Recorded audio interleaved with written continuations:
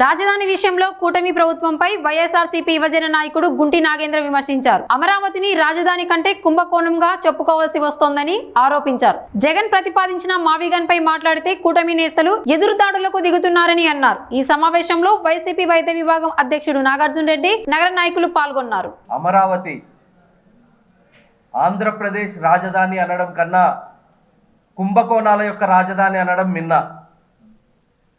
ప్రస్తుతం రాష్ట్రంలో ఈ రాజధాని విషయంలో ఒక కీలకమైన మలుపు తిరుగుతోంది. కూటమి ప్రభుత్వం చెబుతున్న అప్పులతో కడతామంటున్న అమరావతి ఒకవైపు, అప్పు అనేది అవసరం లేదు, ప్రజలకి ఎంతో మేలు చేకూర్చే మావిగన్ ఒకవైపు. ఈ రెంటి మధ్య తేడాలు తెలియజేయాల్సిన అవసరం యువతకి తెలియజేయాల్సిన అవసరం చాలా ఉంది. ముఖ్యంగా మూడు అంశాలు ఈ రెండిటి మధ్య తెలపదలుచుకుంటే, 1 ఖర్చు, 2 తక్షణమే ఉపాధి, 3 అభివృద్ధి. మనం తీసుకుంటే ఖర్చు, అమరావతిని 2 లక్షల కోట్లతో నిర్మిస్తామని చంద్రబాబు నాయుడు గారు చెప్తున్నారు. ఈ 2 లక్షల కోట్లు ఎక్కడి నుంచి తెస్తారు? ఎక్కడో మట్టిలో కోట్లు కుమ్మరించాలనే ఉద్దేశం ఎందుకు వస్తుంది మీకు? కేవలం అది మీరు అమరావతిలోని కాంట్రాక్టర్లకి మేలు చేసి మీరు సంపాదించుకునే దిశగా తీసుకునే రాజధాని కనుక. అదే మావిగను పోల్చుకుంటే 110 కిలోమీటర్ల యొక్క కారిడార్ ఉన్న ఈ మావిగన్ మచిలీపట్నం, విజయవాడ, గుంటూరు, ఇందులో 20,000 కోట్లు పెడితే మనకు కావాల్సిన రాజధానిని అత్యద్భుతంగా నిర్మించుకోవచ్చు. మీరు చూసుకున్నట్టయితే ఈ మావిగన్కి సంబంధించి పోర్టు విషయం కానీ, మచిలీపట్నంలో ఉన్న పోర్టు కానీ, విజయవాడలో ఉన్నటువంటి రైల్వే స్టేషన్ జంక్షన్ కానీ, అదే రైల్వే స్టేషన్ జంక్షన్ గుంటూరులో కూడా ఉంది. ఆసియాలోనే అతిపెద్దదైనటువంటి బస్టాండ్ విజయవాడలోనే ఉంది. ఇటువంటి అంశాలను తీసుకుంటే మావిగన్ అనేది ఖర్చు విషయంలో 10% మాత్రమే అమరావతితో పోల్చుకుంటే. ఇంకోటి తక్షణమే ఉపాధి. ఇప్పుడు మనం అమరావతిలో కానీ తీసుకుంటే మనం బిల్డింగ్లు ఎప్పుడు కట్టాలా, ఎప్పుడు కంపెనీలు రావాలా, ఎప్పుడు మనం యువతకి ఉద్యోగాలు కల్పించాలా? ఈ అమరావతి పేరుతో చంద్రబాబు నాయుడు యువతకి ఇస్తానన్న 20 లక్షల ఉద్యోగాలు ఆయన ఇంకో 10 సార్లు సీఎం అయినా కూడా ఇవ్వలేడు కూడా. అదే మావిగన్ కానీ తీసుకున్నట్టయితే మనం ఇమీడియట్గా ఏవైనా కన్స్ట్రక్షన్స్ నిర్మించవచ్చు, యువతకు ఉపాధిని కూడా అవలీలగా కల్పించవచ్చు. ఇంకోటి అభివృద్ధి. ఆల్రెడీ అభివృద్ధి చెందినటువంటి 3 మహానగరాలే ఈ మావిగన్. మచిలీపట్నం కానీ, విజయవాడ కానీ, గుంటూరు కానీ 29 గ్రామాలను తీసుకొని పెద్ద మహానగరం చేస్తానన్నటువంటిదే అమరావతి. ఆ అమరావతిలో పోల్చుకుంటే ఏమీ లేదు. మీరు చూస్తే 2014లో ఆయన ముఖ్యమంత్రి అయినప్పుడు తాత్కాలిక సచివాలయం నిర్మించడం జరిగింది. దాన్ని ఈరోజు అదే 1400 కోట్లతో ఆయన అసెంబ్లీ సచివాలయాలను నిర్మిస్తానని చెప్పడం జరుగుతుంది.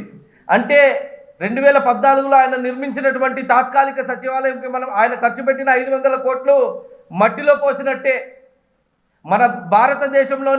మన భారతదేశంలోనే ఉన్నటువంటి ఎంపీలంతా కూర్చుండే పార్లమెంటు భవనమే 900 కోట్లతో అత్యాధునికంగా కట్టడం జరిగింది. కానీ ఈయనేమో ఒక చిన్న అసెంబ్లీ, 175 మంది, బహుశా అది పెరిగితే 263 అసెంబ్లీ సీట్లు, దాన్ని 1400 కోట్లతో నిర్మిస్తానన్న చెప్పడం చాలా హాస్యాస్పదం. అంటే ఇందులో ఎంత కుంభకోణం ఉందో ప్రతి ఒక్క యువత కానీ, ఆంధ్రప్రదేశ్ ప్రధానికం కానీ గమనించాల్సినటువంటి అవసరం చాలా ఉంది.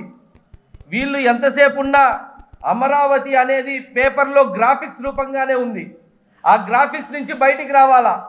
No more graphics. మన గ్రాఫిక్స్ వద్దు, ఓన్లీ ఎకనామిక్స్. మనము డబ్బు సంపాదించే విధంగా చూడాలా. నువ్వు ఎప్పుడు అమరావతి అనేది సెల్ఫ్ ఫైనాన్సింగ్ సిటీగా చేస్తాను అని అన్నావు. ఇప్పటి వరకు 2014 నుంచి 19 వరకు 5 సంవత్సరాలు అధికారంలో ఉన్నావు. ఇప్పుడు 2 సంవత్సరాలు అధికారంలో ఉన్నావు.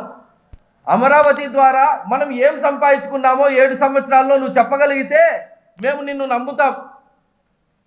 నువ్వు అమరావతి పేరుతో ఆల్రెడీ రాష్ట్రంలో రెండు సంవత్సరాలు అయింది నువ్వు అధికారంలోకి వచ్చి 3.5 లక్షల కోట్లు అప్పు చేస్తావు. నువ్వు ఫస్ట్ ఫేజ్ కింద ఆంధ్రప్రదేశ్ అమరావతికి సంబంధించిన రైతుల దగ్గర నుంచి దగ్గర 50,000 ఎకరాలు తీసుకున్నావు. దేనికి ఎంత కేటాయించినావు అనే లిస్టు నీ దగ్గర లేదు. మళ్ళీ ఇప్పుడు రెండో ఫేజు మూడో ఫేజు అని చెప్పి ఇంకా ఒక 50,000 ఎకరాలు తీసుకోవాలనుకుంటున్నావు.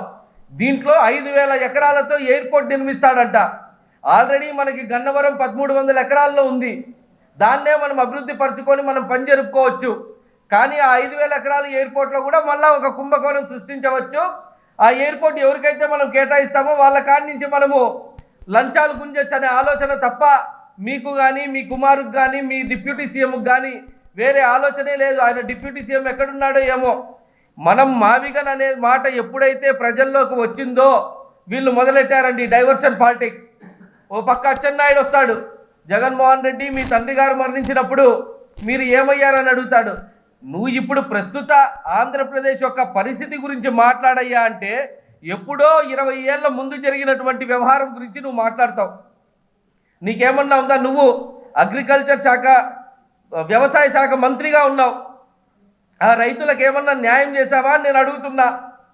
ఎక్కడో ఉన్నటువంటి రేణుకా చౌదరి గారు కానీ మాజీ ఉప రాష్ట్రపతి వెంకయ్య నాయుడు గారు కానీ ఇటువంటి వాళ్ళంతా తీసుకుంటే